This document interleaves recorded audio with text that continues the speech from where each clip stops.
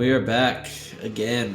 More nutrition tips. Before we get started, Menchie's got some news.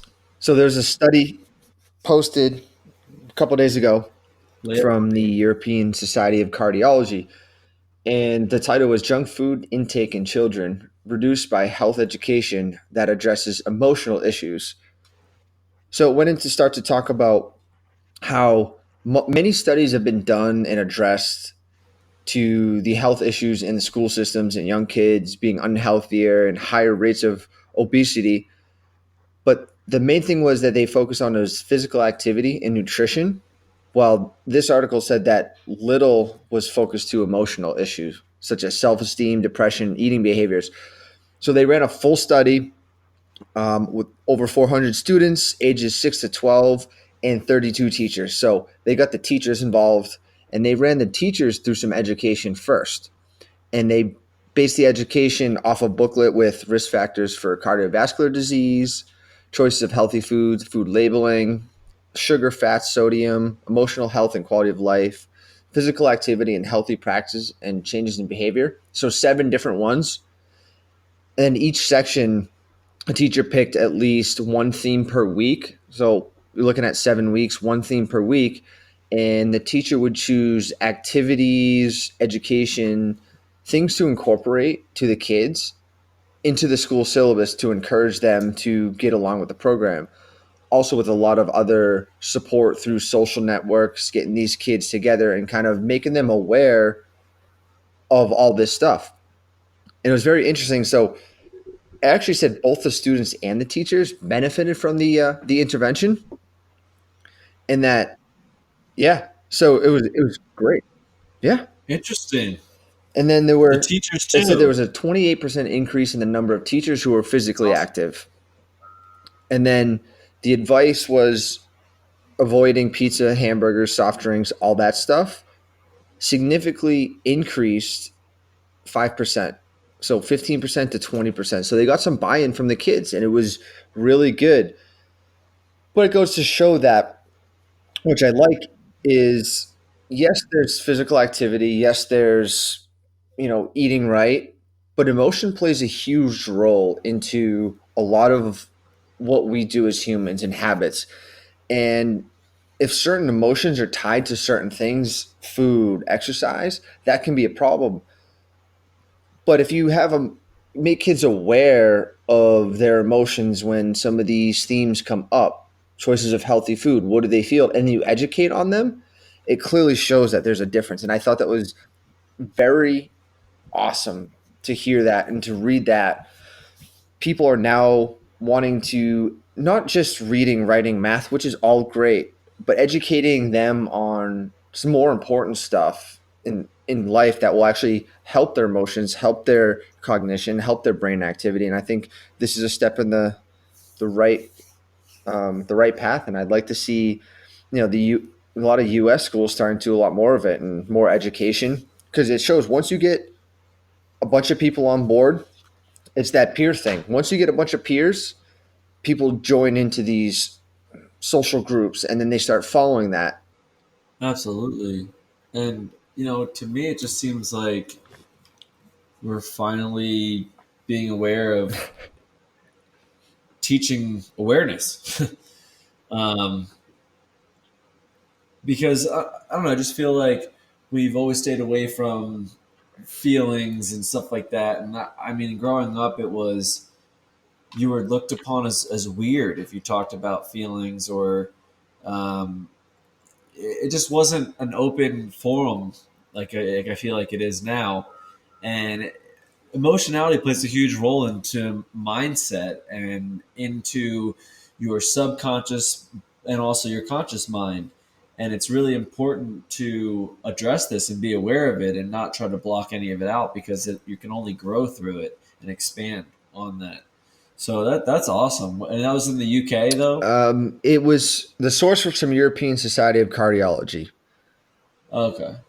which I said no. I thought the study was done in Europe. I was like, oh it, man, they need to do that it in the actually US it too. actually seems that the study was done in Brazil, which now you're talking a whole different population group where a lot of these big companies that we're so used to here try to influence other countries' cultures or eating, and it works. But now you're seeing more awareness in maybe lower economic or poorer countries. It can definitely have an effect. It's not just once you're in a certain place, place of low economics. This is end all be all. So it's all about education and driving the message home, and obviously that's what we're all about uh, for the Think Fitness Life. It's just how do we get more information out and educate more people, so maybe they don't remember it completely, but they when something comes up, they go, I remember them saying something, or this person saying something about this. But now, if you get kids at a young age, I mean, their brain is so plastic. You can mold that and create emotions that hopefully will last them for a lifetime. So I'm right on board with this. Yeah, yeah, absolutely, absolutely, and make things kind of concrete that they can observe and change their thoughts and dictate their thoughts a little bit. So it's pretty cool. Um, yeah, let's get into educating on the nutrition side now. So last episode when we started with nutrition tweaks, we went over I want to say like 6 or 8, and we're just going to finish off the rest of our lists that we both have for nutritional biochemistry and nutritional intervention. So we want to start us off, Menchie? Yeah, I'll start. So the one I didn't get to last time was the need for more fiber in our diets. And this is very much a big thing, and we've known this for a while that most people don't get the recommended daily amount of fiber in, and that can be very problematic. Fiber plays a huge role in our digestive system, our gut health, overall health, and a lot of people aren't even getting enough of it. So I would say that's a big thing for especially a lot of my clients. I tell them get more foods with fiber in it. It helps with blood cholesterol. It helps prevent diabetes, heart disease. When it's combined with stuff, it can slow absorption of certain things. It can take certain things out of the GI tract, and it's really benefit for us. Obviously, on that end, I tell people get in a lot of plant fibers, vegetables, even fermented stuff. Some stuff that's going to help, especially I know a lot of people hear prebiotics, all of that stuff. That's Prebiotics is basically very good fiber sources and certain types of fiber sources that help the gut. Big source getting to the fiber. Now, obviously, I know Matt, you have a little issue with fiber, so you you might give me a little pushback. Actually, I don't have an issue with fiber, but I will say this about fiber, that its benefits are a little misleading. Not to say that they don't have great benefits, but it's actually um, kind of the secondary benefits that you're getting because the fiber's in the system. So the fiber helps fill your stool, it helps bulk your stool, it helps slow down your digestion, it helps keep things in your digestive tract longer, and that's really beneficial in a lot of cases because it'll curb your appetite. It'll slow down digestion so you can get better absorption of your good fats and good proteins, because we talk about kind of like, you know, high influx of protein post workout, you're only getting 30% absorption because of, it's already in a shake, so it's going in and out of your system. Well, even when we eat a healthy diet of predominantly fats and proteins and resistant starches, aka fibers, um, that's going to help us keep absorbing all that good food rather than pass it through our system, and we can usually survive and adequately have good energy levels um, on like one meal a day, right? So a lot of things that act as fibers are also, known as resistant starches, are sometimes also considered carbohydrates to some. White rice, if it's prepared properly, sweet potatoes, if it's prepared properly, yucca root, jicama. Um, what's another one? yucca root. Um, and these are all considered carbohydrates. You know, it's interesting because that was the first thing that came to mind when you first said fiber, was that I was going to disagree with you, but it was less about disagreeing and more about redirecting. And one thing that stands out too is a lot of these chips now, they make them out of cassava, the yucca root. Um, and they'll say the benefit, like, yeah, you can eat those, they're better than a corn based tortilla chip, and they're better than anything with vegetable oil in it, but the problem still lies in the quantity, because when you overdo it and that's all you eat, if that's all you put in your body as well, so if you overdo it and you isolate, your body's just going to convert it to sugar anyway. So you're better off making some guacamole, some crushed avocado, some salt, and fresh lemon, fresh lime. Hit me up if you want a recipe. And then eat a bunch of guacamole with 10 chips, they say, because that's going to be the most beneficial. So it's less about the fiber being the best part and more about the fact that you're still getting good absorption of all your good nutrients and proteins, amino acids, and free fatty acids. So Correct. I will say that it is a good tip, but I think what would go along with it only better is if you're making sure you're getting good food Correct. with it. And Yeah. and good fluids, because if you're, one of the Oh yeah, it'll said dry you up.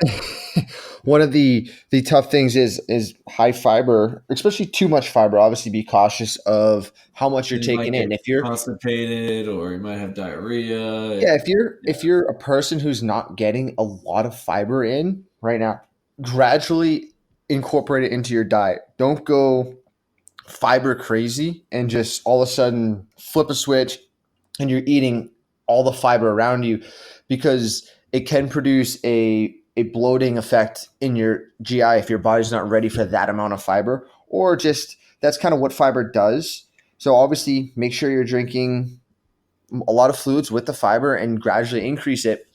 But the big thing I put in there for that is most people aren't getting enough, and they're getting GI issues of True. constipation, True. or their motility is not that great, and they're just missing out on the benefits of it. So we're thinking, okay, people aren't eating enough fruits and vegetables. That's going to drop the Okay. fiber count. So for Yep. some people, very basic. If you're one of those people that you're not, or you don't think you're reaching close to the fiber count, add some stuff up, do some number crunchings, and like Matt said, throw in some stuff here and there, and make some good healthy meals with based around some fiber. And I think one tip that I got from a few doctors, one of them being Dr. Terry Walls, and then the other one is Dr. Gundry, um, that they should, when you look in the bathroom when you're all said and done, it should be a coiled up greenish snake. So you get your own feedback based upon tinkering and the different things that you eat. So that'll be one way that'll help you learn. Um, but that is a good tip.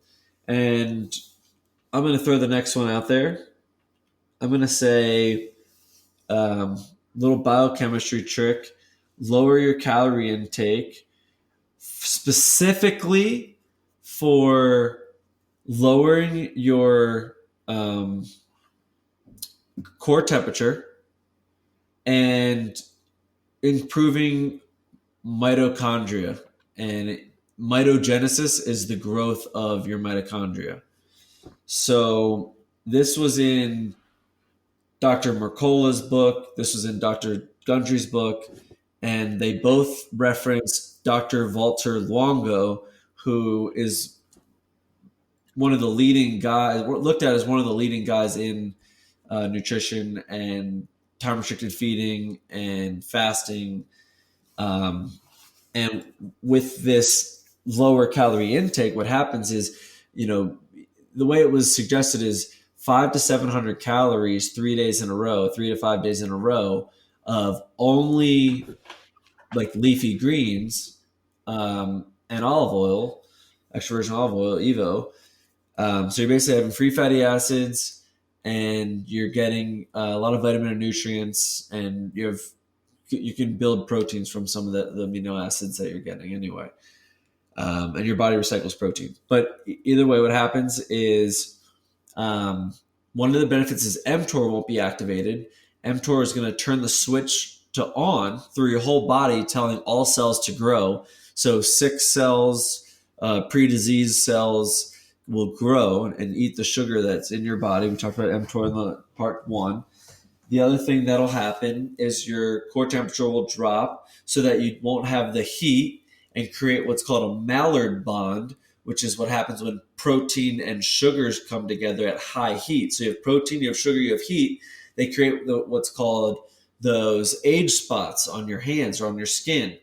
And they just kind of free float in your body as well when they're created. And it's what happens again when heat, protein, and sugar come together. So when you can lower your core temperature, you're preventing that Maillard reaction from happening. And a Maillard reaction is one of the strongest bonds in chemistry. So you're lowering your core temperature, preventing these charred pieces coming into your system. Like think about burning meat. If you burn a chicken or a steak, you're not supposed to eat that burnt part. It's a benzopyrene, and you've broken down the bonds, and it's going to end up in your system stuck somewhere. You don't want that.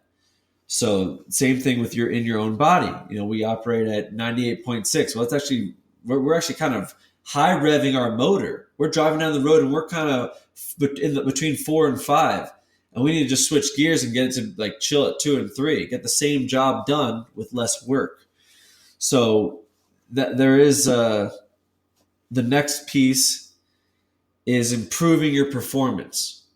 And a lot of theory around this improved performance is that when you were barely eating and you weren't able to catch a rabbit and you were just eating leaves here and there through a couple of days and you're basically starved, well, your body, your system can't say, oh, we got to give up. Like, no, it's got to kick it into overdrive. So mitogenesis is actually the replication and growth of mitochondria, and it happens through replication because they're single-celled organisms and they already have all the information for creating themselves right there. So it is pretty crazy. Today I had like a handful of spinach, lettuce, and some ginger about 2 hours ago. But before that, I was on about a 60-hour fast, and I've done it a handful of times now. And right around after 48 hours is really when that kind of heightened sensory input and output comes. It's kind of cool. But so yeah, lower calorie intake, nutritional biochemistry tip for lowering metabolic rate, improving your mitochondria, so it's your powerhouse of each cell, and lowering your core temperature. So yeah, that is one thing I didn't say is that you're also going to lower the amount of calories your body needs to expend. So how it's going to just make for you, how would you implement this? If it's like a random, someone's listening, say how can they implement this into their yearly cycle or their daily cycle, their weekly cycle? Absolutely. I think what it comes down to is you need to be able to dedicate 3 to 5 days of focusing on being in autophagy. And we've talked about that in previous podcasts. And, again, it's Walter Longo's program, and I believe it's anywhere from 3 to 5 days of just plant-based material, leafy greens specifically, no more than 500 to 700 calories. And I believe you can also have a little bit of olive oil in there as well, but be careful because a tablespoon of olive has quite a lot of calories. So with the leafy greens, you're not going to get a ton of calories, but it is no, and that's kind of the point. But like 1 tablespoon of olive oil is 120 calories, so people can definitely overdo it and be over the 700 calories pretty quickly. But it's not obviously when people are off this fast or even on the fasting, you're still eating a very conscious diet. You're eating a lot of plants, and vegetables. You're minimizing fruits, more on the plant side. I mean, he's got, you're eating some protein, very little fish, some crustacean mollusks, but basically get the high omega 3s in, and some B vitamins in, and then protein is low, and you have this kind of concoction of this program that will, I mean, if you want it to help you lose weight, it's going to be there. It's going to help overall cell function. I mean, you can't complain with something like that. Yeah, and there's a lot of things that go along with it. The secondary benefits, basically, of what you're not eating, and what other activity you'll have to be doing, and how your body's partitioning fuel without being given anything. And one thing that I kind of equate to this, and I don't know if I heard this on a podcast or have connected the two dots later, but I think it was Ford that invented the turbocharger. And just one year they were given less funding for research and development. And in that year, they were doing poorly. They had to, make it turn around the company. And that year is when they invented the turbocharger. So it was just like necessity is the mother of all invention. So you force your body into saying, no, you're not getting anything else. Use what you already have. And your body will figure out a way to use what it has on its system and access it if you give it enough time. And if you give it less energy, your metabolism is going to decrease, which that's a benefit in the short term. It's not something you want to do your whole life, because if you keep just trying to penny count with your body, you're going to get to the law of diminishing returns, and eventually you're going to have issues trying to keep your weight stable, and live a fulfilling life. And especially where if someone's dropping that many calories, your metabolism is going to change. It's going to have an effect. Depending on how long you do it, the effect can be either greater or less. And a lot of people have problems with this, not because of or I would say certain diet fads where the caloric intake is cut over maybe 10-20%. All of a sudden, when they get off their diet, like they come off and they're like, oh, my diet worked and I'm back to normal. Like, well, what is normal for most people? But prior, it might be eating not the best quality foods, not the best foods. Then all of a sudden they see this weight come right back on, and they're like, well, what's going on? And you might have had this highly competitive bodybuilding can have the same sort of issues, because they cut so drastically in reduction of caloric that the metabolism shifts a little bit.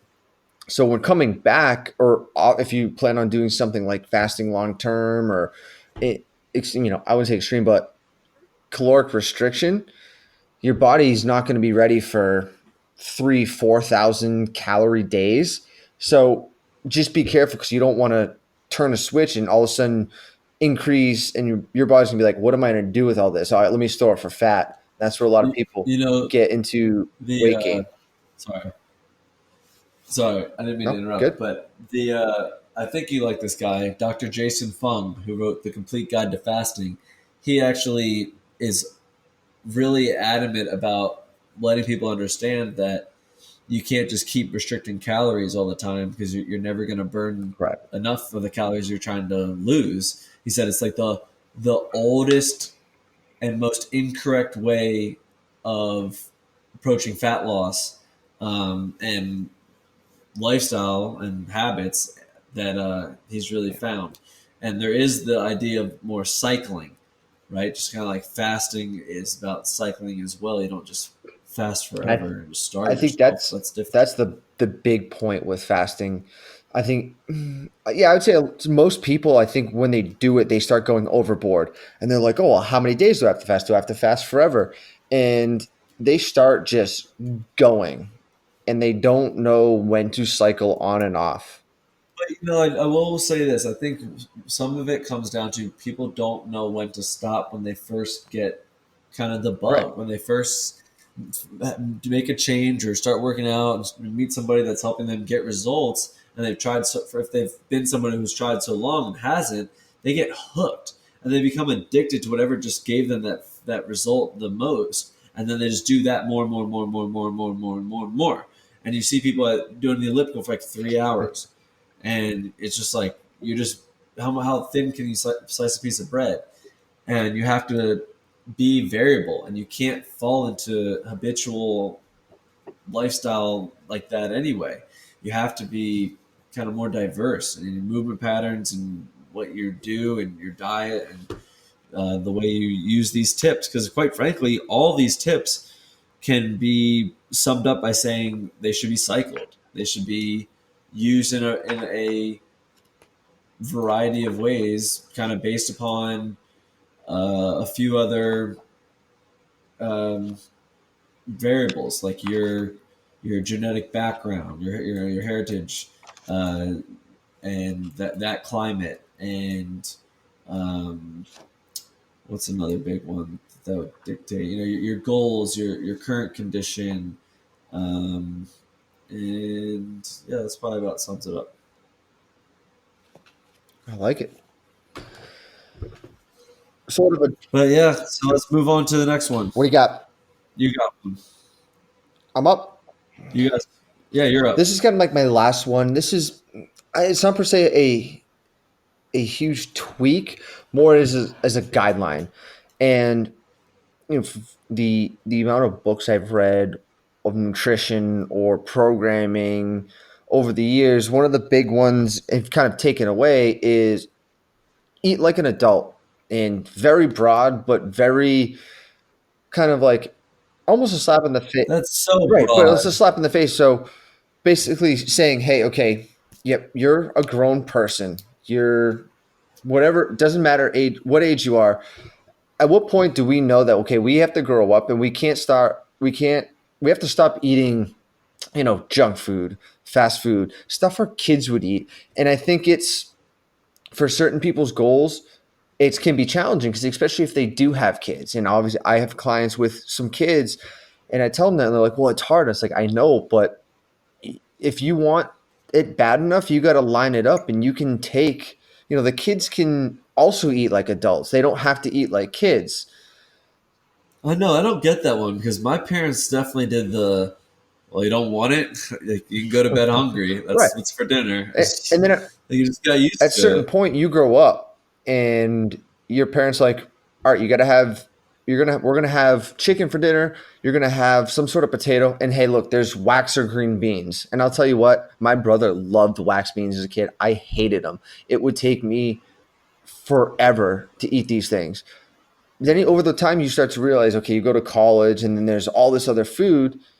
Start eating like an adult. Start eating vegetables, some protein, good source of carbohydrates, and get some fiber in. And it's a complete meal. So I write a lot of people, and it's not a big tweak, but be mindful.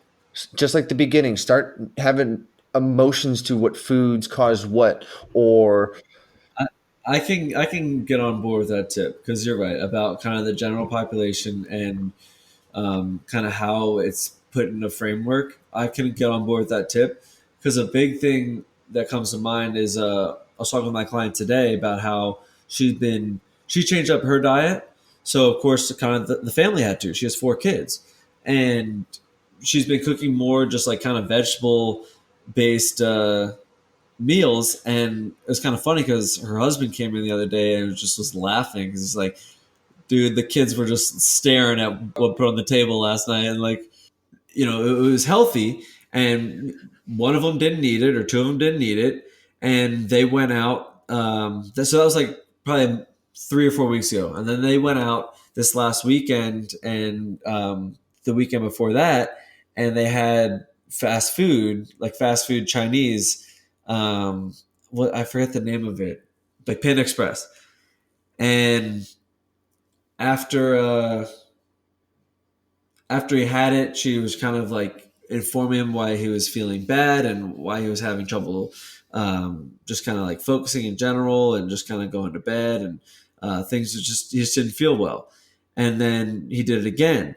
And to me, it's just kind of like, you'd want to be that advocate that they come to when they aren't feeling well from something and they're learning from it. So as hard as it is to put healthy food on the table, it's going to be beneficial overall, because even if they don't eat it, or even if they don't like it, or what have you, it takes a while. They're kind of always going to revert back. I don't know on the timeline, but I know that I can respect, and I've learned some things from my mom and the way she cooked, and there were definitely things that I rejected pretty hardcore when I was younger. Always. And that's, I think that's the cycle of kind of growing up. But for this might be one for clients or people that are very new to the I want to change my nutrition, and they might not go into these individual tweaks where it's really focused, just making them aware. And Yeah, they just need one thing to really change up their decision I making. found, even with exercise and certain things, if people need to be aware of it, they need to feel it, they need to think about it, they need to kind of let that become part of them. Because if not, if you're just kind of telling them what to do and they're not thinking about it, it's like it goes into the brain. The brain's like, I'm not going to really store it, and shoots it out the other side, or just kind of bypasses that. But once you kind of get people thinking about what could be and what can be, and have them understand the importance of an exercise, or the importance of this food, or importance of this behavior, it goes a lot more into the mindset of neurologically training that system to be more efficient. And that's where it's very simple. I don't have much to say about it. At the end, eat more like an adult. Adults eat more like adults should. Cut the fast food, cut the sugary drinks. No, but it's good that you bring kind of the awareness aspect into play, because you said something earlier that we can tie back in. You said, um, oh man, I'm drawing a blank right now, but it was it was about like how when you make a 30-day challenge, how you feel like you can complete it, and then you can go back to everything that you were doing, like everything's fine. And I think that's important mindset to be aware of, and always look at like how you're going to build upon these decisions and the steps that you take. So it's like, eat like an adult. Okay, so you start throwing out the candy bars, and you start making little changes, and you start thinking about the next little changes and the next little changes. But it's not that in one day you're just going to like get all the candy bars back in the house. It needs to be about substantial, permanent changes that redirect your path. And if you think about kind of the effect of that, if you take two planes, the analogy of two planes leaving Boston at the same time, and they're both flying towards LA, and one of them turns right 1 inch, still in Boston, then it's going to end up way off north on the other end. So that's kind of the idea, is that it's not something that you're just going to make a temporary 30-day challenge out of. You're going to be kind of building on this and gaining momentum as you go. So I like it. Eat like an adult. All right. So the next one I have is 24-hour fast. Throw a 24-hour fast into your week. Done. Throwing the challenges right at people. Yeah. And this one's always fun to talk to people about, because people freak out and they go, what do you mean 24 hours? Well, it's just what I try to say is that it's a goal, right? So we got to look at little steps and checkpoints to get to that goal. And I tell them to start with a time that they're going to be doing their least activity. So most people, that's a Saturday or a Sunday. And I say the night before, you're going to try to have an earlier dinner. You're going to try to wrap things up pretty early. And then tomorrow morning, you're just going to try to push your breakfast as late as you can. That's why it's called the break fast. You're breaking your fast. And you just work on that. And you do that for 3 or 4 weeks. And eventually, you don't need breakfast and it becomes brunch. And then eventually brunch becomes later and eventually it becomes lunch. And then eventually you skip brunch and you just go right to a later lunch. And eventually you just skip lunch, you go dinner to dinner. And then you're almost at that 18 to 20 mark. And then it's just about timing your dinner, say on Saturday, earlier than when you start your dinner on Sunday. So, boom. And what's crazy is a lot of um, like philosophies and traditions and cultures and religions have fasting somewhere woven into the lifestyle and the habits or the holidays or the traditions. So it's pretty interesting. Even back then, they knew the benefits of fasting. Yeah, They I'm knew. just basically saying like, no, you don't get anything more. Figure it out with what you got in there, then clean everything up, and that's exactly what happens. It starts repairing cells. It's like right now when we wake up and then when we eat, we work out. Our body's working. All these clocks are working, and it's like a bunch of cells working, doing their job in there. And then when you stop putting things in your body, it's like, oh, okay, we can work on us now. Yeah. And your body starts to consume itself, and it starts to tell sick and dying cells to kill themselves so they can keep the resources for the better cells and repairs kind of your stronger cells. And you're improving your stem cell production, which are your youngest cells. So you're literally what do they call it? Not de-aging, but you're um, slowing down the aging process or aging gracefully on a cellular level. And I think a big part is what you said about timing. Because a lot of people look at the 24 hours and they're going, okay, I have 24 hours, 12 a.m. to 12 midnight. I can't eat. Which, if you look at it that way, it can make it very challenging. Now, by all means, you can do it, but most people don't live their day like that. They're not going to eat at 1 in the morning or when the fast is done. So it's all about how to figure out when you want to do your 24 hours. Now, have you ever played around with doing like eat at breakfast and then fast basically till the next day at whatever 2 hours post what you ate last time? Yes, Because and I would love if somehow there could be a cultural switch and people ate and spent more time together in the mornings since that's when you're with each other anyway before yeah, you gotta leave, right? And eat a bigger breakfast, a smaller lunch, and maybe nothing for dinner because there's so many other benefits from that. Um, which but yeah, I have experimented with that. and it's still fasting. A lot of people get kind of confused. They think okay, they think fasting because they're not aware. Fasting is not eating breakfast. Which yes, that can be one way of fasting, but another fasting could be like, hey, okay, I'm gonna I let's say I stopped eating at 6 p.m. the night before. I'm gonna wake up at 6:30 a.m. I'm gonna have breakfast. There's a little fast right there, restricted eating window, 12 hours. Then you eat a big breakfast and you say, hey, I'm gonna shut it down for 24 hours. Now you get a 24-hour fast in, and then after the 20, maybe 24 hours plus, you eat that lunch, and you can kind of set your week up. You take a calendar and set your week up in times where you can kind of make it cyclical. So you're not just stopping and starting, but you're kind of pushing certain window timeframes of not eating into it. And that's I've one way I felt that it's helped me out. For me, I'm also one of these, eat dinner, stop, next full day, don't go without food, and then the next day, maybe half a day you haven't eaten. So you cover your 24 hours.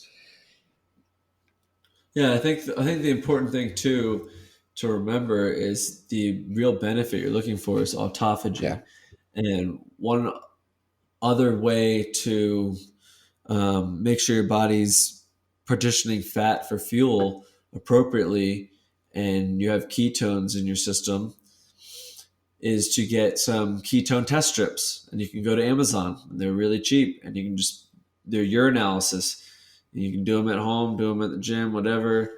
And they take like 15 seconds, And yeah, it's a really cool way to tell if your body's utilizing ketones or not. I'm usually right around the 14, 16 hour after not eating, but at the same time, like after exercise sometimes too. So it just depends. But that just helps me know.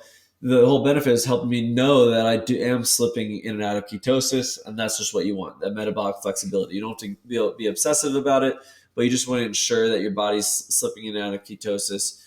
So those test strips are a really good way to really make sure you're getting all the benefits from your fast. Otherwise, might have to do something a little longer or adjust your diet a little more, so you're not so heavily glycogen dependent You're or tweaks carb dependent. tweaks are up on the fasting tonight. I like it. What else do you got? Yeah, they are. They really are.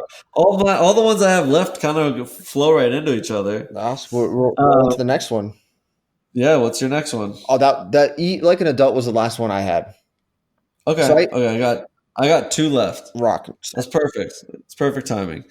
Um, Oh, geez. I already said this one. It's explaining that one. Eat large to small. Improve your digestion system and your energy levels. And now I get to go into those details about all the benefits from um, eating large to small through the day, eating most of your calories in the bulk of the day, and then going to town and then working, because your body's going to be using that quick fuel that you just put in your system and going to be throwing in kind of some stored fuel along the way.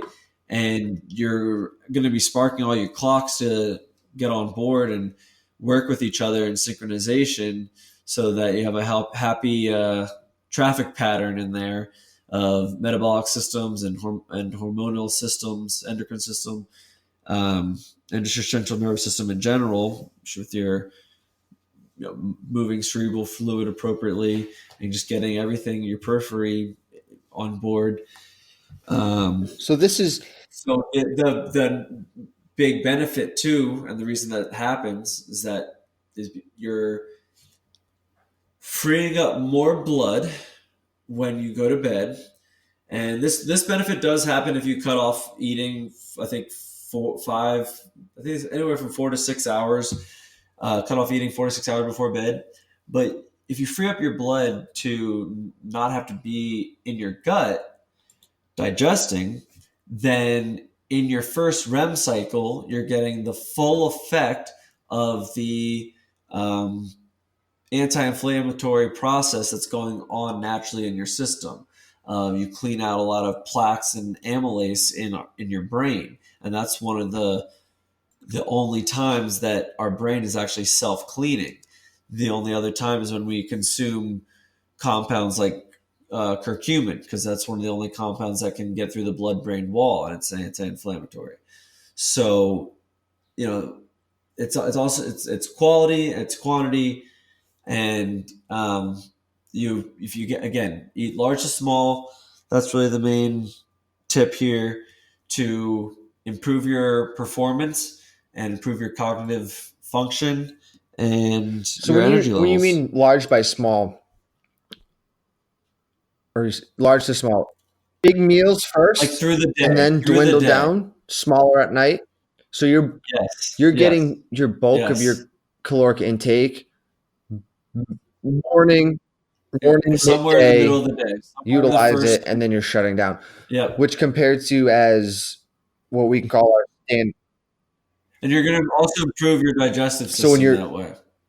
in contrast to that, when we're talking, hey, the standard American diet, lighter breakfast because we're rushed, lunch because we're rushed, and then dinner is a big meal. So you're just flipping that over, which I think is very, very Totally. good.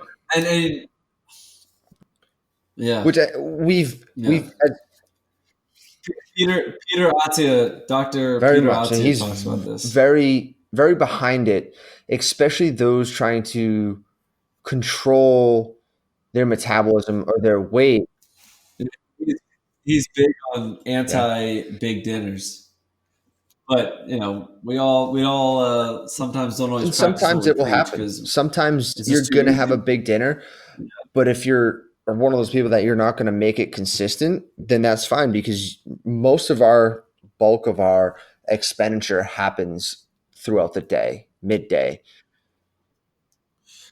And if you can do it maybe on the weekends, that's great. If you can wake up and have a nice big breakfast with the family and then, maybe have a light lunch and try to really not do anything for dinner. And I know it's easier said than done, but you'd start by Yeah. transitioning somewhere, and maybe it's just one night a week where you just try to get the bulk of your calories that day, And even um, in the morning. And maybe just have like a nice big salad with olive oil and looking whatever around the rest of the world, I good think stuff. certain places in Europe, lunch Yeah, is bigger than dinner. A lot of places, I think dinner is kind of this smaller meal. We've kind of made dinner this big thing. As I would say, as histories go, as Americans, we've kind of created this very bad dietary behavior patterns, and it's kind of stuck because it's habitual, it's societal, but we need to start breaking away from that and creating maybe our own, but following certain things like this, where it's all right, we're going to change this, or maybe you start doing this every other day, so you have we a got bigger we got breakfast, too distracted smaller on. lunch, smaller dinner one day. You go back to your normal eating routine where maybe it's smaller breakfast, bigger lunch, bigger dinner, all healthy foods. And then you start, same thing, take a calendar and start writing down what days you're going to do this. And then start 3 days a week, do this high, medium, low, and then 4 and 5, and see how you feel. And it's all about charting progress. We've given out a lot of tips, and I know you have one more, but it's all about at the end of a week reassessing what was good, what was bad, what worked, what didn't work. Because if you don't do that stuff, kind of tied into the, or make yourself aware and emotional, you don't know what's going on. So a lot of people will fast for 2 weeks, and then I ask them, well, how to feel? And they're like, well, I don't know. Well, people start assessing every week. If you're adding a new tweak, assess it. How did it feel? What'd you feel? Did you like it? Did you not like it? Are there good things and bad things that come out of it? I think that's a big thing. But I'll let you get to the last one before we Yeah, kind of wrap it up. don't and don't. Well, I just want to add on to what you said real quick. Don't take on too many tips at once, because you're not going to be able to tell what benefit you're really getting. You're not going to really have a good connection with your system and what's going on in your body. So yeah, so I like that. It's important. All right, last tip. Save the best for last. Leafy greens. If everybody added more leafy greens to their diet, there would be a lot of benefits that they'd be getting. I guarantee it'd probably be like 75% if the whole country just added more leafy greens, organic, fresh washed, and typically spinach, lettuce, radicchio. Actually, radicchio's I red. still Sorry, um, power blend, arugula. anything we, yeah, Yeah, but huge. you improve your digestion, you improve your cognitive function. It's going to help you feel better. It's going to help you get all the good gut bugs Dr. Gundry talks about, and improve your microbiome, which is going to improve your holobiome. And you have, I think, what, 17 trillion cells A on your little body? more. Feed them right. What's great about that one is it kind of, if you look at this, 37 trillion, sorry, 37.2 trillion cells in the human body. And I think only like 5%, something no more than 7, and somewhere between 3 and 7% of our cells are unique to humans. The rest are fungi, protozoa, um, amoeba, just different bacterias, and we have to be aware of that. So, what's been on this earth the longest?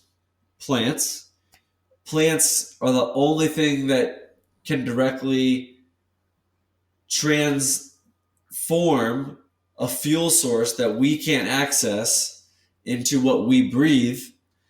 There's lots of chloroplasts and chlorophylls in our plant matter, and there's a lot of vitamins and nutrients required for supporting life and a healthy bacterial culture in and So around your body. great last one.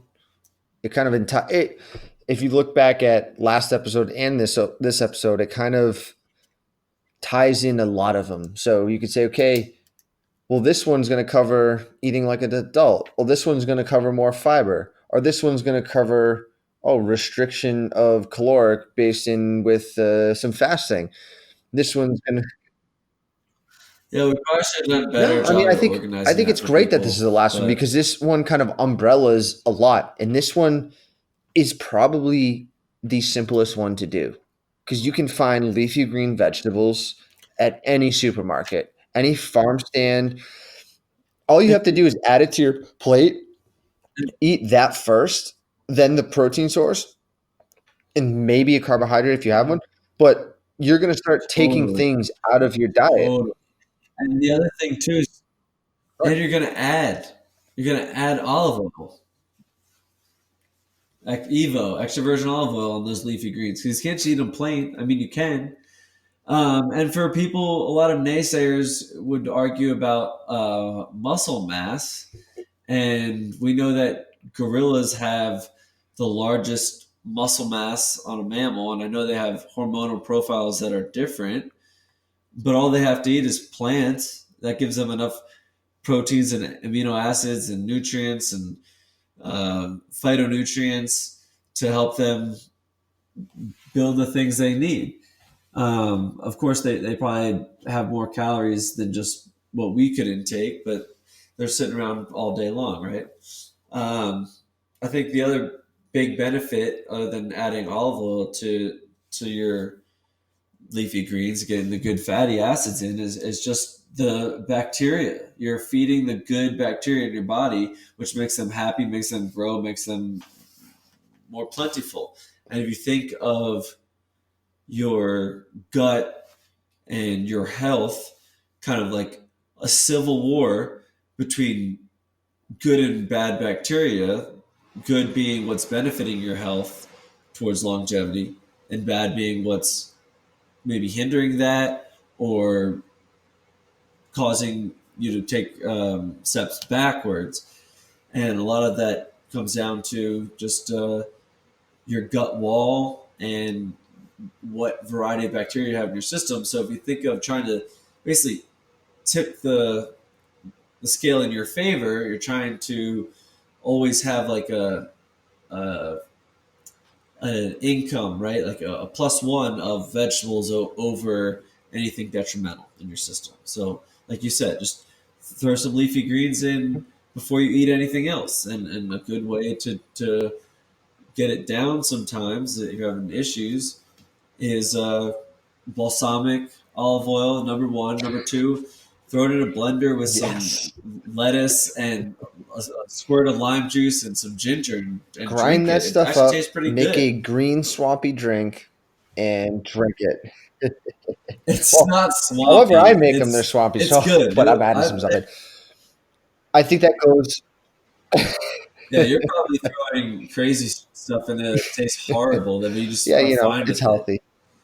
You were the first person that I would watch in the break room eat a plain boiled chicken breast and a plain sweet potato and a plain pepper for like weeks. And I'm just like, are you ever gonna put anything My on it? smoothies Like, don't nope, really get big tastes hits. good. I get a little pushback from them because I add a lot of healthy stuff, but the flavors don't coincide. So if you're gonna add some, take his advice. Lemon's good with, you have to get the green lettuce and the spinach actually makes it taste better than just the spinach alone. So I do like 2 handfuls of spinach and 2 or 3 leaves of the green lettuce. And it's not iceberg lettuce and it's not the red romaine, it's just the green romaine. And then a quick squirt of lemon juice or like a half of a fresh lemon.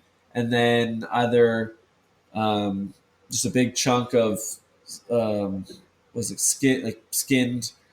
I could take the skin off of the ginger, or you can get jars of it. In the Happy Ginger people make a good one with like no sugar content in it, barely any sugar in it, and it's like minced ginger or chopped ginger. Another good way. It's a good one. So yeah, try that. That'll taste good. If you can't stand that, you can throw like 5 or 6 blueberries in, and that'll actually taste really good, like a lemon blueberry flavor.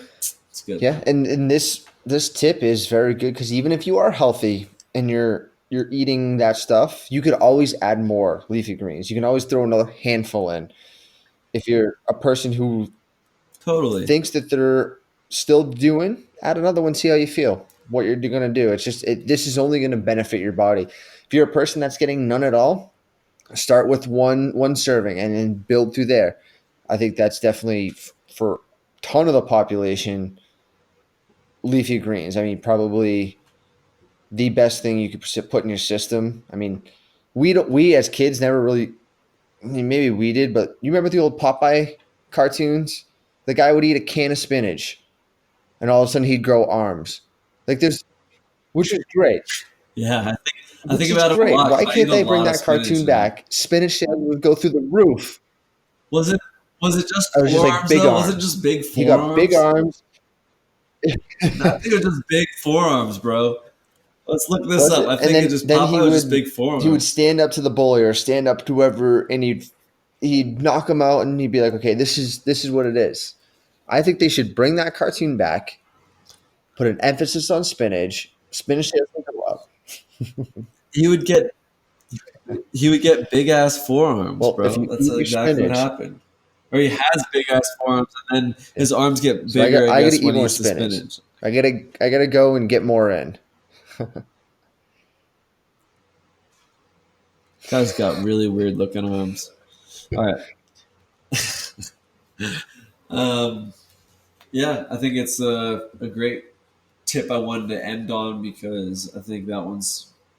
I think they're all universal, but I think that one's kind of getting us at our like ancestral core. Gets us like our vitamins and nutrients from plants, something that's been on this earth longer than us, and it's still here. So there's really strong benefits from plant matter, as well as what you're not eating, because hopefully you're consuming, um, probably 4 or 5 handfuls of spinach a day with some olive oil is good recommendation.